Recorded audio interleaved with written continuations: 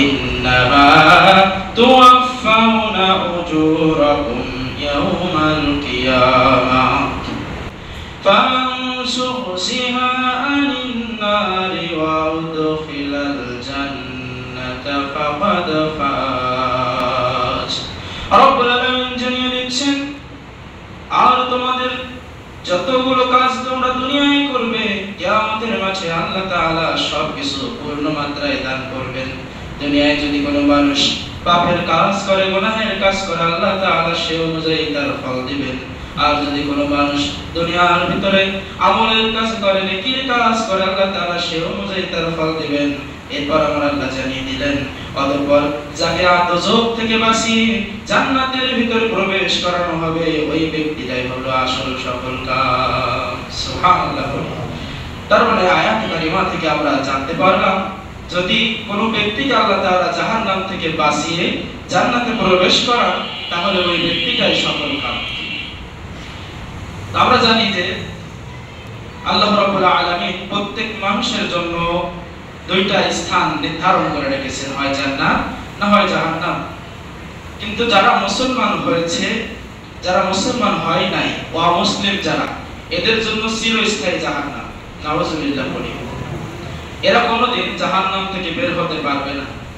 কিন্তু মুসলমানদের ভিতরে এমন কয়েক শ্রেণীর মুসলমান রয়েছে যারা তাদের পাপের কারণে জাহান্নামে যাবে। পরিশেষে জাহান্নামের আযাব শেষ হলে আল্লাহ তাআলা দুনিয়ায় তার ঈমান নিয়ে মৃত্যুবরণ করার কারণে সেই জাহান্নামের আযাব থেকে মুক্তি দিয়ে জান্নাতে প্রবেশ করাবেন। এবং সেই জান্নাতে যখন সে ব্যক্তিটা প্রবেশ করবে, হাদিসের ভিতরে আসছে, যদি কোনো ব্যক্তি একবার জান্নাতে প্রবেশ করে, আল্লাহ রাব্বুল আলামিন তাকে আর কোনদিন জান্নাত থেকে বের করেন না। সুবহানাল্লাহ।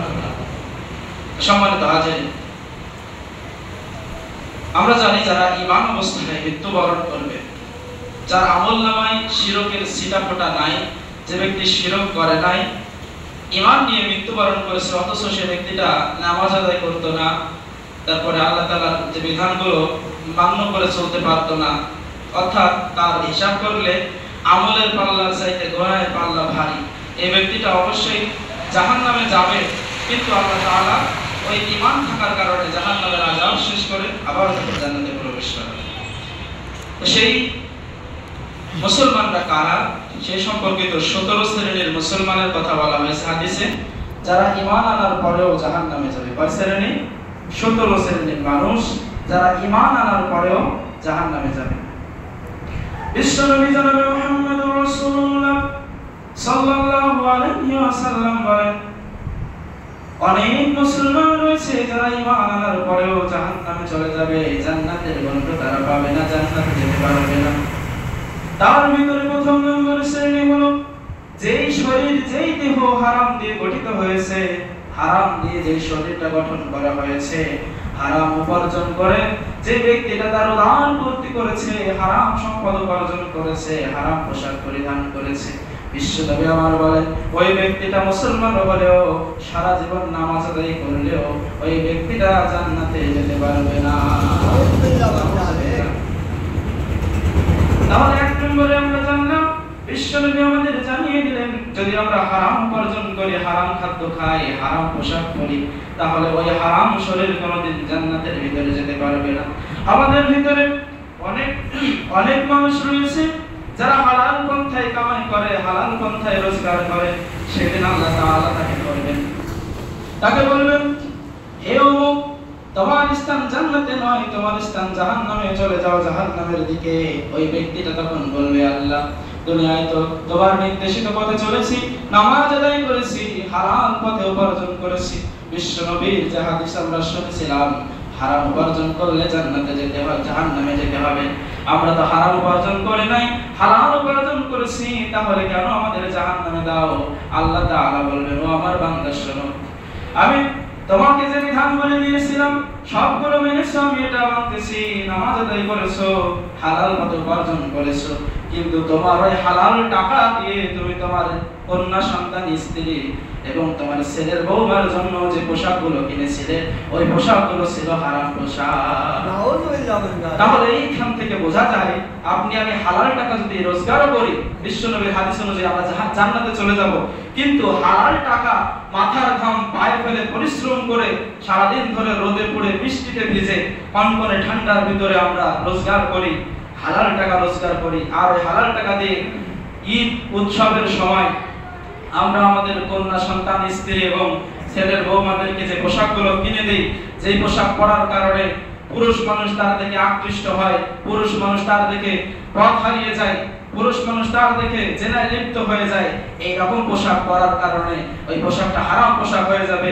আপনি হালাল কামাই করলেও আপনার সন্তানকে হারাম পোশাক পরানোর কারণে ওই দিন হাসরের ময়দানে আপনি ধরা খেয়ে যাবেন। এজন্য আমাদেরকে হালাল কামাই করতে হবে, সাথে সাথে হালাল খাদ্যও খেতে হবে, এবং যে পোশাক আমরা পরিধান করি এবং আমাদের কন্যা সন্তানদেরকে যে পোশাক আমরা পরিধান করাই, এই পোশাকের দিকে আমাদের লক্ষ্য রাখতে হবে যে এই পোশাক পরানোর কারণে আমি এবং আমার পরিবার গুনাহগার হয়ে যাচ্ছি না। তো সামনে ঈদুল আজহা আসতেছে, আমরা অনেকে পোশাক কিনবো, আমাদের অনেকের কন্যা সন্তান রয়েছে, বাড়িতে স্ত্রী রয়েছে, ছেলের বউমা রয়েছে, আমরা যেন এই হাদিস থেকে আজকে শিক্ষা নিতে পারি, আমরা যেন হালাল টাকা দিয়ে হালাল কামাই করে আমরা আমাদের বাড়ির মহিলাদেরকে যেন হালাল পোশাক কিনে দিতে পারি। এমন পোশাক যেন আমরা কিনে না দেই যেই পোশাকের কারণে হাসরের ময়দানে আপনি আমি আদালতে ধরা খেয়ে যাব। তাহলে এক নম্বর পয়েন্ট কি? যারা জান্নাতে যাবে না, যারা হালাল উপার্জন করে না, হারাম দিয়ে যাদের দেহ গঠন করা হয়েছে, হারাম যারা উপার্জন করে, হারাম যারা খায়, হারাম যারা পরিধান করে, এরা জান্নাতে যেতে পারবে না মুসলমান হলেও। দুই নম্বরে বিশ্বনবী আমার বলেন ওই ব্যক্তিটা জাহান্নামে চলে যাবে মুসলমান হওয়ার পরেও যে ব্যক্তি বিনা কারণে, বিনা ওজরে, শরিয়াতের বিনা ওজরে তার আত্মীয়তার বন্ধনটা ছিন্ন করে ফেলে। আজকের সমাজে আমরা তাকালে দেখতে পাই আমাদের অনেক নিকট আত্মীয় স্বজন রয়েছে, রক্তের আত্মীয় স্বজন রয়েছে, তাদের সাথে আমাদের ব্যবহার ভালো না, তাদের সাথে আমরা ভালো করে কথা বলি না, তাদের খোঁজ খবর নেই না। এমনকি সবচেয়ে নিকট আত্মীয় হলো মানুষের জন্য তার মা বাপ। অনেক মানুষ রয়েছে তার মা বাপকেও সঠিকভাবে দেখে না। ঠিক না? সম্মানিত উপস্থিতি, এজন্য বিশ্বনবী আমার জানিয়ে দিলেন দুই নম্বরে ওই ব্যক্তিটা জাহান্নামে চলে যাবে মুসলমান হওয়ার পরেও যেই ব্যক্তিটা আত্মীয়তার বন্ধন ছিন্ন করবে। বিশ্বনবীর হাদিস থেকে আমরা দেখতে পাই আল্লাহর নবী বলেন, ও মানুষ, তোমরা যদি তোমাদের আয়ুটা বৃদ্ধি করতে চাও, সিলাতুর রহিম, তোমাদের আত্মীয়তার সম্পর্কটা তোমরা ছিন্ন করো না, আত্মীয়তার সম্পর্কটা তোমরা রক্ষা করে চলো, তাহলে আল্লাহ তাআলা তোমাদের আয়ুতে বরকত দিয়ে দিবে। সুবহানাল্লাহ। তাহলে দুই নম্বরে আমরা পেয়ে গেলাম আত্মীয়তার সম্পর্ক ছিন্নকারী। বিশ্বনবী আবার বলেন তিন নম্বরে যে ব্যক্তিটা মুসলমান হওয়ার পরেও জাহান্নামে চলে যাবে ওই ব্যক্তিটা হলো প্রতিবেশীর হক নষ্টকারী ব্যক্তি, যার কারণে তার প্রতিবেশী কষ্ট পায়, তার প্রতিবেশী যার কারণে দুঃখ পায়, কষ্ট পায়, ওই প্রতিবেশী মুসলমান হওয়া সত্ত্বেও, ঈমানদার হওয়া সত্ত্বেও, নামাজ, রোজা, হজ, যাকাত সব কিছু করেছে, কিন্তু তার প্রতিবেশীকে কষ্ট দিয়েছে। এই কারণে আল্লাহর নবী বলেন ওই ব্যক্তিটা সেদিন হাসরের ময়দানে লাঞ্ছিত হয়ে জাহান্নামের ভিতরে প্রবেশ করবে। বিশ্বনবীর হাদিস থেকে জানতে পারেন হযরত আবু হুরায়রা রাদিয়াল্লাহু তাআলা আনহু থেকে বর্ণিত হয়েছে আল্লাহর নবী বলেন, মা মিন মুসলিমিন ইয়ামুতু, যখন কোন মুসলমান ব্যক্তি মারা যায়, ভালো করে শুনবেন, যখন কোন মুসলমান ব্যক্তি মারা যায় আল্লাহর নবী বলেন ফায়াশহাদু লাহু সালাসা আহলি আবিয়াতিন মিন জিয়ারিহি। আল্লাহর নবী বলেন কোন মুসলমান ব্যক্তি মারা গেলে তার বাড়ির আশেপাশে 3 ঘর প্রতিবেশী যদি তার পক্ষে ভালো সাক্ষ্য দেয়, তার আশেপাশের 3 ঘর প্রতিবেশী যদি ভালো সাক্ষ্য দেয় লোকটা ভালো ছিল, আমার আল্লাহ তাআলা বলেন আমি ওই সাক্ষ্য গ্রহণ করি, আর এই সাক্ষ্য গ্রহণ করার ফলে ব্যক্তিটা যদি পাপাচার হয়, আমি আল্লাহ এই সাক্ষ্য গ্রহণ করার কারণে ওই ব্যক্তিটার জীবনের সব গুনাহ maaf করে দেই। সুবহানাল্লাহ। তাহলে প্রতিবেশীর মূল্য আছে না নাই বলেন তো? আপনি আমি যতই প্রতিবেশী কষ্ট দিব, আমল যতই ভারী হোক, আমলনামা আমাদের নেকিতে পরিপূর্ণ, এরপরেও প্রতিবেশীরা যদি আপনার আমার মৃত্যুর পরে সাক্ষ্য দেয় লোকটা আমাকে কষ্ট দিয়েছিল, লোকটা ভালো ছিল না, আল্লাহ ওই সাক্ষ্য গ্রহণ করে আপনার আমলনামা ভালো হলেও আপনাকে জাহান্নামের ভিতরে দিয়ে দিবেন। আর যদি আপনার আমার প্রতিবেশীর সাথে আমি ভালো আচরণ করি আর মৃত্যুর পর যদি আপনার আমার প্রতিবেশী ভালো সাক্ষ্য দেয়, আল্লাহ ওই সাক্ষ্য গ্রহণ করে এবং ওই ব্যক্তিটাকে আপনাকে আমাকে মাফ করে দিয়ে আল্লাহর নিয়ামতে পরিপূর্ণ জান্নাতে প্রবেশ করায় দেয়। সুবহানাল্লাহ। বিশ্বনবী আমার বলেন 4 নম্বরে যে ব্যক্তিটা জাহান্নামে চলে যাবে ওই ব্যক্তিটা হলো মুসলমান হওয়ার পরেও জাহান্নামে যাবে যে ব্যক্তি তার পিতামাতার কথাকে অবাধ্য করে, পিতামাতার কথাকে যারা অমান্য করবে, এই শ্রেণীর ব্যক্তিরা জাহান্নামে চলে যাবে। এখানে শর্ত আছে, আল্লাহ তাআলা শর্ত দিচ্ছেন, পিতামাতার সব কথা আপনাকে আমাকে শুনতে হবে, শুধুমাত্র যদি পিতামাতা আপনাকে আমাকে শিরক করতে বাধ্য করে, কুফরি করতে বাধ্য করে, কবিরা গুনাহ করতে বাধ্য করে, এই কাজগুলো অর্থাৎ গুনাহের কাজ বাদে যতগুলো ভালো কাজ রয়েছে সেটা আপনার আমার জন্য কষ্টদায়ক হোক না কেন আপনাকে আমাকে অবশ্যই মানতে হবে। যদি মানতে নাও পারেন পিতামাতাকে সুন্দর করে বোঝাতে হবে যেটা আমার পক্ষে মানা সম্ভব নয়, আমাকে মাফ করে দেন, পিতামাতার সাথে সুন্দর আচরণ করতে হবে। অন্যথায় আমি যদি কাবা শরীফে সারা জীবন কাটিয়ে দেই, যেখানে কাবার গিলাফ ধরে দোয়া করলে দোয়া কবুল, ওই কাবার গিলাফ ধরে ধরে যদি সারা দিন সারা জীবন দোয়া করেন আর পিতামাতাকে কষ্ট দিয়ে যান, তাহলে ওই দোয়া একটা দোয়া আল্লাহর আরশে পৌঁছাবে না। এজন্য সম্মানিত উপস্থিতি, 4 নম্বরে যারা জাহান্নামে চলে যাবে মুসলমান হওয়া সত্ত্বেও তারা হচ্ছে ওই শ্রেণীর লোক যারা তার পিতামাতাকে কষ্ট দিত। 5 নম্বরে আমার নবী বলেন, বিশ্ব নবী বলেন, যে ব্যক্তিটা জাহান্নামে চলে যাবে 5 নম্বরে মুসলমান হওয়া সত্ত্বেও ওই ব্যক্তিটা হলো আমাদের মুসলমানদের ভিতরে ওই ব্যক্তিটা হলো জাহান্নামী ব্যক্তিটা হলো যে উগ্র মেজাজি মানুষের সাথে যখন কথা বলে, উগ্র মেজাজ দিয়ে কথা বলে, মানুষের সাথে যখন কথা বলে কঠোর ভাষায় কথা বলে, সামান্য বিষয় নিয়ে উগ্র মেজাজ দেখায়। বিশ্বনবী আমার বলেন ওই ব্যক্তিটা মুসলমান হয়ে সারা জীবনে ইবাদত করলেও ওর কোনো ইবাদত আল্লাহ তাআলার দরবারে কবুল হবে না, ওই ব্যক্তিটা সেদিন জাহান্নামের আগুনে পড়ে যাবে। নাউজুবিল্লাহ। বিশ্বনবী আমার এর নজির দেখিয়ে দিয়েছেন আল্লাহর নবী পদে পদে। তার ভিতরে একটা উদাহরণ আমরা দেই, আল্লাহর নবী সারা জীবনেও কোনোদিন মানুষের সাথে উগ্র মেজাজি কথা বলেন নাই। সুবহানাল্লাহ। বিশ্বনবী যখন দাওয়াতের কাজে তায়েফের ময়দানে ছুটে গেলেন, তায়েফবাসীদের কাছে চলে গেলেন, তায়েফবাসীরা তার দাওয়াত মানলো না, দাওয়াত শুনলো না। বিশ্বনবীর দাওয়াতকে উপেক্ষা করে আল্লাহর নবীকে তারা মারধর করলো, পাথর মারলো, পাথর নিক্ষেপ করতে শুরু করে দিল। এমন অবস্থায় বিশ্বনবী একবার দুইবার নয় 3-3বার অজ্ঞান হয়ে গিয়েছেন। আবার নবীকে ওঠানো হয়, আবার পাথর মারা হয়, আবার ওঠানো হয়, আবার পাথর মারা হয়। 3-3বার তাকে অজ্ঞান করা হয়েছে, পাথরগুলো মেরে মেরে আল্লাহর নবীর শরীরটা ঝাঁঝরা করে দেওয়া হয়েছে। প্রত্যেক জায়গা থেকে রক্ত বের হয়, রক্তগুলো হাদিসের ভিতরে আসছে, রক্তগুলো শরীর থেকে বেয়ে বেয়ে পায়ের জুতার সাথে লেগে, জুতার আঠার মতো জুতাটা পায়ের সাথে লেগে গিয়েছিল। জিবরাইল আমিন এসে হাজির, ইয়া রাসূলুল্লাহ, ইয়া হাবিবাল্লাহ, আপনি শুধু একটাবার অনুমতি দেন, এই পাহাড়গুলো তুলে ওই তায়েফবাসীদের উপরে আমি ফেলে দেব, সঙ্গে সঙ্গে তারা সব মারা যাবে, তাদের শাস্তি তারা পেয়ে যাবে।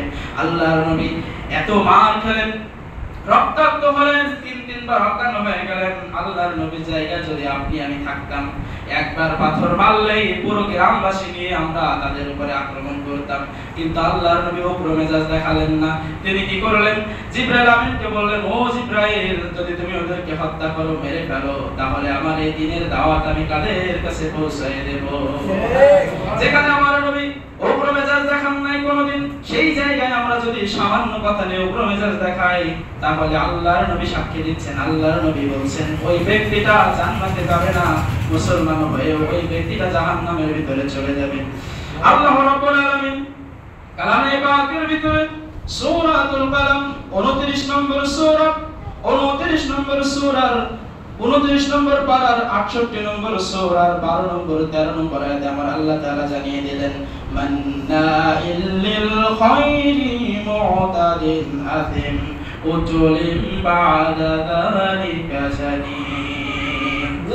আল্লাহ রাব্বুল আলামিন ওই ব্যক্তিকে কঠোর থেকে কঠোর শাস্তি দিবেন যেই ব্যক্তিটা ভালো কাজে বাধা দেয়, ইসলামের কাজে বাধা দেয় এবং সীমা লঙ্ঘন করে, আল্লাহর যে সীমারেখা রয়েছে সীমাটা যে ব্যক্তি অতিক্রম করবে আর ইসলামের ভালো কাজে বাধা দিবে, সঙ্গে সঙ্গে ওই ব্যক্তির স্বভাব আল্লাহ তাআলা কোরআনুল কারীমের 29 নম্বর পারা 68 নম্বর সূরা 14 নম্বর আয়াতে 13 নম্বর আয়াতে আল্লাহ তাআলা জানিয়ে দিলেন ওই ব্যক্তিটা হলো উতুলিম বাদা দালিকা জানিম, ওই ব্যক্তিটা হলো কঠোর স্বভাবের, তদুপরি কুখ্যাত স্বভাবের লোক। ওই ব্যক্তিরা যখন মানুষের সঙ্গে কথা বলে কঠোর ভাষায় কথা বলে, উগ্র মেজাজে কথা বলে, আল্লাহ তাআলা জানালেন, বিশ্ব নবীও জানিয়ে দিলেন ওই ব্যক্তিটা কোনোদিন জান্নাতে যেতে পারবে না, ব্যক্তিটা সরাসরি চলে যাবে জাহান্নামের আগুনে।